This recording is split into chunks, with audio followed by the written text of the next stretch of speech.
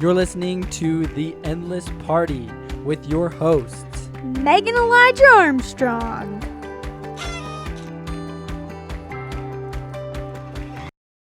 Welcome back, everybody, to The Endless Party. Welcome. We are grateful you are here once again.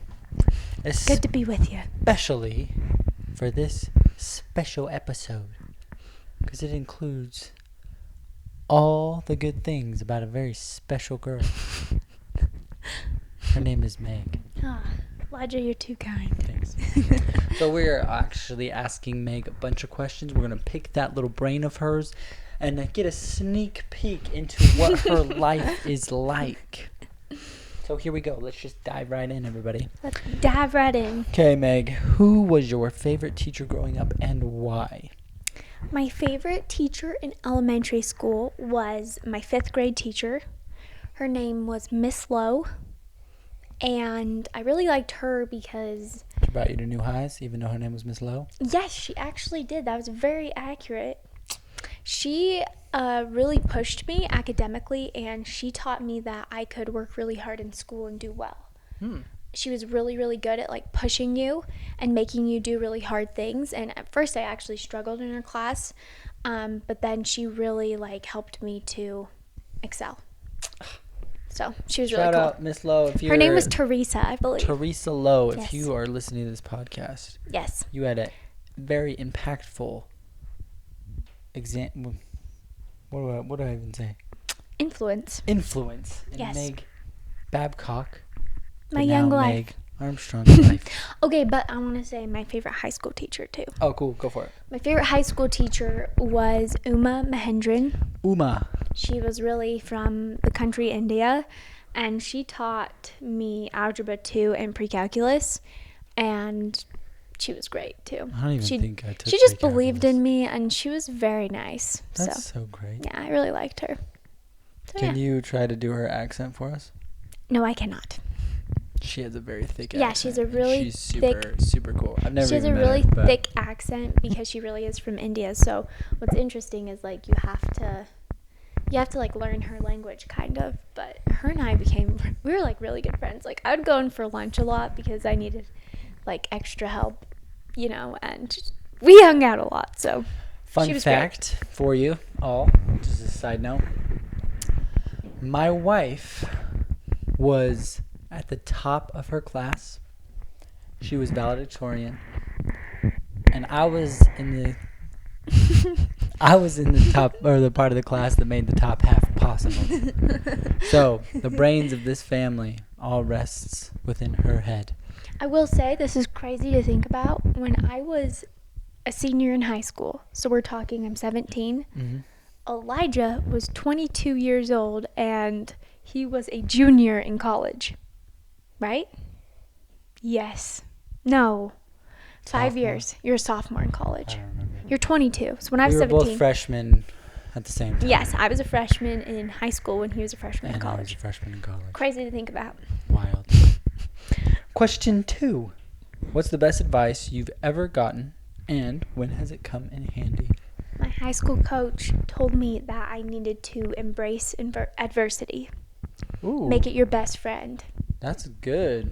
And so he, like, in all of my workouts, he'd be like, Meg, you need to embrace adversity, embrace it. And I was always like, because, I was always like, okay, yeah, like, that was nice. But in my head, I was like, that just, like, why? Like, this is really hard. And then when I left high school and we parted ways, he looked at me and he's like, now I've been telling you to embrace adversity for like the last 2 years. And I'm like, yes. And he's like, now what does the Bible tell us to do? I'm like, I don't know. He's like, you need to rejoice in adversity. He goes, because that is what makes you strong, and that's what makes you, succeed, is when you can like hold on to that. So That's good advice. I've applied that all the time, and I think the longer, the more I've like discovered about myself and like read a lot of books, like I've been really trying to adopt the mindset that like when something hard happens, it's always for the better, and it's a sign that God is cheering you on and that he believes in you. And that's something that like I believe in. You're so cool. Bless you. Excuse me. She also pours blessings out upon people. All right, where is the first place you ever remember traveling to? Okay, so I don't remember moving to Cleveland, but I just have to say this. Okay. Yeah, go so ahead, dude. I was born in This is American your story, I was your born show. in American Fork, Utah. And when I was 1 or 2, we moved to Cleveland, Ohio because my dad started dental school there. Okay. Okay. But I believe when we were in Cleveland, we flew to Washington for my brother's first birthday, Andy's first birthday. And I remember Washington State. So we were in Seattle. And I remember there's this experience I remember vividly. He had his first birthday cake, right? I remember like being very impatient watching him eat his cake, right? Because he's 1, so I'm 3. And I remember wanting a ton of his cake and being so confused as to why he got to like smash a cake. You remember that jelly frosting? It's like clear and jelly that they used to write things in. It had this turquoise like jelly frosting, and I like remember wanting some cake so bad. So that's kind of what I remember. That's cool. Yeah. It's cool that you can remember that far back. I remember 3 visiting. years old. Yeah, I remember visiting my grandma's house. Memory like a steel trap too. Wow. What's your favorite memory tied to a holiday? Okay. I think one of my newest memories has been with you. And there's a couple things. One, I think I will never forget our Christmas Adam tradition, the first year we did it. It's such a stellar tradition. Like, that just always makes me smile. It's been in my family for forever. It's but never been in your family. It's been in my family for centuries. She totally lied. Anyways, I totally remember. I think that just, I don't know, it just brings a smile to my face. I think, like, Christmas was always really special, but I think when we were married and we started doing Christmas together, it took on a whole new meaning for me. I thought it was so special to be home, be with you. I don't know, I just loved it. Man, Meg, just making me sentimental. When's a moment that you know he made your parents proud? There's 2. The first one was the end of my senior year when all of my like athletic and academic goals just came to be. I remember graduation night, like I just remember my parents like beaming. They were so happy. And then the second time I remember them being proud was when our twins were born. Again, they were just beaming and they were almost crying because I was so sick and like, you know. Oh yeah. And it was rough, but I think they were almost in tears because like what I remember is they both told me that I handled it very well. They were impressed with like how you and I like handled the situation. I actually remember your mom talking to me when we were at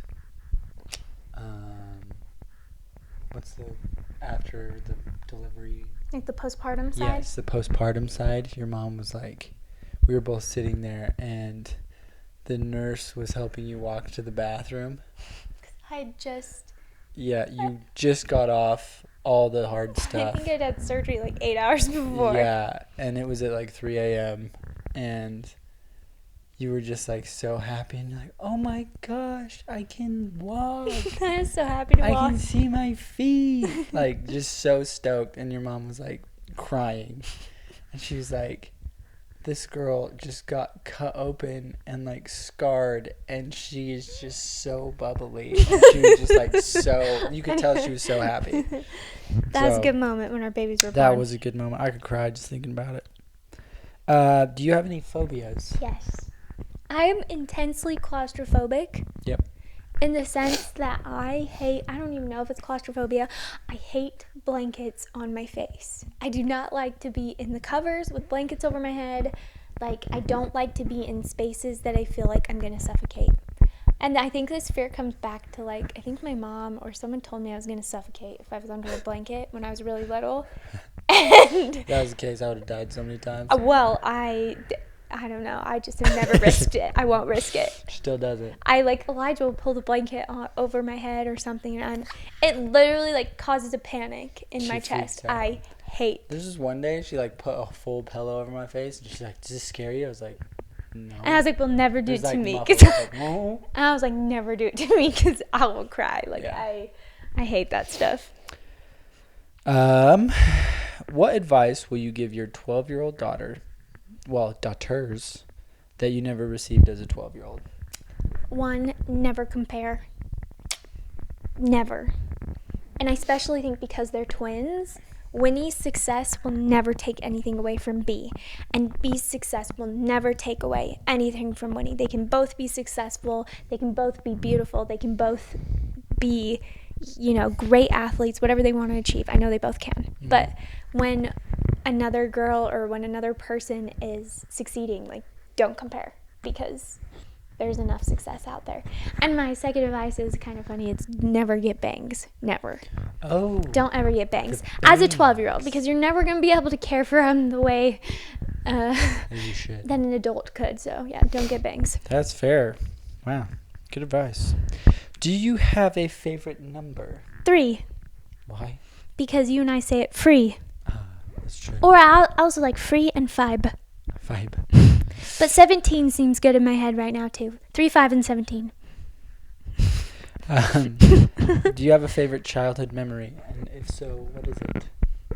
I think I have. I have so many, but She had a good childhood. I think the ones that I'm gonna cry because I'm gonna laugh so hard. I think the ones that always brings a smile to my face are, I have these memories where me and my brother Andy would purposely do dumb stuff, and I remember, and we would there's been 3 or 4 times that we've been doing something stupid, and in the distance we can see our dad just slowly walking towards us. So I'll share one of the times. We're in Bear Lake at a cabin, and probably cabin fever hit 5 hours prior to the adults kicking us out. And so they're like, you guys need to all go out. And it was me and Andy and a couple of our family friends, and I think Maisie was there too. So it was the oldest of my siblings. And we go out, and there's this dirt road that all the cabins are on, and we decided that we were gonna go and gather up all the tumbleweeds that were in the fields around, and we were gonna make a barricade. And then the plan was we'd pile up the tumbleweeds, and then when cars came, we would charge them to get past our barricade. So we gathered tons of tumbleweeds. They're higher than us. And so the whole road is barricaded with tumbleweeds. And really, really high. I mean, we're not that tall, but we're talking probably 4 or 5 feet high. And then the cars would approach, but we would all chicken out. And instead of charging them to move the tumbleweeds, we ran and hid. And my dad notices what's going on and notices that there's a bunch of kids hiding. And he comes up to the car because, trucks would just run through them or tumbleweeds, but little cars were What is this? yeah, no, so they would just stop. Anyways, my dad comes walking slowly out, and he has the guys roll the window down. He's like, I'm really sorry. I don't know whose kids these are, but I'll have him move the tumbleweeds. And so we all moved the tumbleweeds for this car. But I don't know. I'm not sure whose kids these are. That's funny. But I think I love making my dad laugh, and I love, coercing my siblings into doing never crazy, malicious, never malicious, but funny things, and making my dad smile. And so those are always some of my favorite memories. That's a really good answer. If you had a warning label, what would it say? It would say, "Caution, will fight back." Okay. That's fair. Which trait of your parents do you hope you have? I hope I have my dad's ability to mind my own business. I think he's stellar at not judging others and keeping his judgments to himself. And I hope I do have some of my mom's, just her heart. She's really good at serving other people, and I think I could be a little bit better at doing that. Those 2 gems. I do love my parents. I love them too. What did you want to be when you were a kid? I remember this. It was 1st grade, and we had a paper we'd fill out and put in the hall. And everybody was saying, astronaut or, You were really one of those cool. kids that wanted to be like a nacho? No, I don't want to be a nacho. But I remember people making fun of me because I said I wanted to be a librarian. Oh, I loved library time. I loved it. I loved that we got to go. that's cool. I loved hearing the stories, and I thought the library in our school was amazing, so I was going to be a librarian. That's wicked cool. And then I think I said too that I'd have like 11 kids. Oh, yeah. I think I said I want to be a librarian, and then I was like I want to be a mom and have like 11 kids. You kind of are a librarian. I think a little bit. Yeah. I do love to read. We've lent out quite a few books. We need to return. They need to be returned. I gotta go put on my librarian We should start hat. charging like librarians do. We should.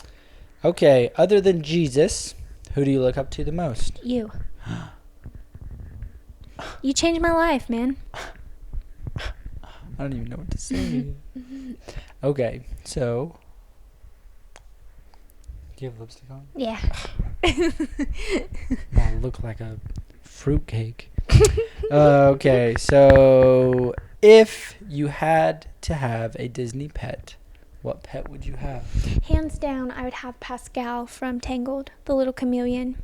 Oh, he's pretty cool. I don't know if this is Disney, but you know, I think it's DreamWorks. You know, Jack Frost, the Guardian movie? I want one of the tooth fairies. The tooth fairy, like the little ones? Yeah, or one of the eggs.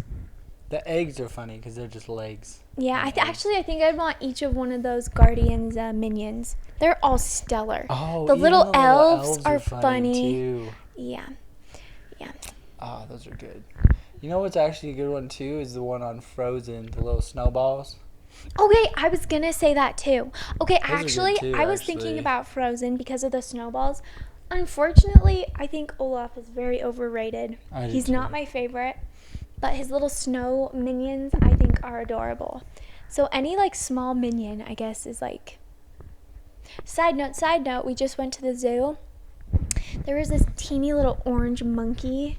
Oh man. It was so cute. So cute. And I like want a little tiny It's like orange a little monkey. orange lion monkey. Like, you know, the toys that like have the really long legs, the monkeys, and then you like Velcro them together. He really looked like one of those. Yeah, but he like was cuter. He was so cute. He was cute. He was swinging around. I liked him. He was awesome. Do you have a quote that constantly harbors in your mind? Yes, I can do all things through Christ who strengtheneth me. Ooh, a scripture quote. It's a scripture. It's in my head every day. That's a good one to have. Mm-hmm. Pardon me. If you ever got a tattoo, what would it be and why? If I got a tattoo, well, I think there's like two. Okay. I think I would want your initial or something, or like a tiny something that reminded me of you. And I feel like I'd actually want it like on my fourth finger, like right here. Actually, I don't know what it would be. Maybe a tiny E or something. But then I'd both want us to have a matching one. And like if we put our hands, like if we held hands, have you seen the ones where you hold hands and then it makes a picture? I'd want something like that. That'd be kind of cool. Yeah. Wow. What's one thing you want to tell your kids at this stage of your life? So like, right now, what do I want to tell my kids? Yeah, your future kids, not these kids because they're babies. Oh, when they're 20, when they're my age? Yeah, your stage that you are at right now, everything you're experiencing, being a new mom, starting businesses, all the things. What would you want to tell them? Never let the pressure of the world or other people stop you from pursuing what truly matters. Spoken like a prophetess. Like, value your family and value your dreams, and never give up on those two things, and you will be happy no matter what your circumstances look like. Man, I think so. man, you just speaking doctrine right now. Okay, so if you were a ghost, who would you haunt? If I was a ghost and you were still alive, I would haunt you all the time. What would you do? I think I'd do like spooky. I don't know. Like, can you cupboards see open? me? Yeah, I'd leave cupboards open. What else would you do? Probably, not, okay, so I'd leave cupboards open and drawers open, And then I would, you know, not wash out stuff. This ghost. No, I think, okay, but also I think I would love to haunt my posterity. My posterity. Like, I would love to be the ghost that, like, you know, like, if I knew that, like, any one of them were in a critical situation, like, they're about to make a life-changing choice for the worse, I hope I could scare the pants off of them into not making that choice. That's a pretty good ghost. So, yeah. Here's a question. This is on ghosts. I didn't even write this one down. If you had to be haunted by a ghost, would you rather have Peeves, the poltergeist from Harry Potter, or Casper, the friendly ghost? I actually don't know Casper very well. He's a friendly ghost. Probably Casper. But I've never seen that movie. Is it called They have Casper a the bunch Friendly of Ghost? movies. There's I've so many seen him. He movies. looks cute. He does. He's a cute. Is he nice? He's a cute little guy. He's super nice. His brothers are super mean, but he's super nice. Probably Casper. Peeves is rude. Peeves the poltergeist. And also, this one I never understood. Like, he's a ghost, but he could, like... do stuff. Yeah. Which I don't know how, because I thought he was a ghost. But he could, like, touch solid objects, you know? Yeah, I don't know. Harry Potter, dude. Wizarding world. What can you do? But maybe Peeves if I could, like, convince him to be on my side and then, like... Troll others. Troll other people, yeah. That's fair. If you were immortal, how would you live your life differently? Or would you live your life differently? If I was immortal, I probably would just have so many more kids. Really? Yeah. I'd probably have tons of kids all the time because... You're immortal. Well, what's crazy is you could take, like, you could take a break and then have, like... You know what I'm saying? It's true. All the babies. But also... Answer I did not expect. I think, too, I don't really think there's anything else. I love what we do. I'm, like, really happy. Yeah. I can't think of anything else I'd really want to do. Other than, like, Conquer the world, yeah. maybe? Other than, like... Can you see how, like... She's one off. Yeah. Can you see how like kids is like a very short time frame, but if you never die you can have more, you know. That's true. Yeah. But, like, having kids is very like it's just But like, if you're immortal, your kids aren't. Oh. Yeah. It's just you. Not you. No. I'm alone. Yeah. Well, that's horrible. I'd want to die. I've changed it back to immortal and die. I don't want to live without my family. That's fair. Would you rather speak in a baby voice for a day or be spoken to in a baby voice for a day? Are you home? Yeah. Because, like, if it's just me and the kids, I could speak to the babies in a baby voice. Well, of course. However, I actually try to not that much because I want them to not have any speech impediments. Yeah, that's fair. I actually try to be mindful. Like, I feel like you and I had our own, like, jargon and, like, voice that we would talk to each other in all the time. But I feel like that's kind of stopped since our kids because... We don't want them saying free instead of three. Which it's, like, funny because we can actually say 3 and 5, but... It's not, I mean, like, I just want to teach them the right way to say That's things. fair. So, which wouldn't you do? I think they're both very annoying. I know. Which is worse? Yeah. I think I'd rather be spoken to. I might want to punch the person by the end of the day. I but know. You don't want to be that annoying person. No, I'd probably want to get spoken to and I'd just run away. Yeah. Would you rather be followed by a band everywhere you went or have an outside voice narrate your entire life? An outside voice narrate my entire life. Really? It's very exciting. Who's the voice? James Earl Jones, Mufasa? No, it'd be Morgan Freeman. You want Morgan Freeman? Yeah. Okay. Not Mufasa? Oh, I do. No, probably Mufasa. Probably Mufasa. Okay, this is the last question I have for Miss Meg. Okay. How do you want your kids to measure success? Your posterity. My posterity. I think it's kind of similar to my advice I have for them. I think I want them to measure it in terms of family and pursuit.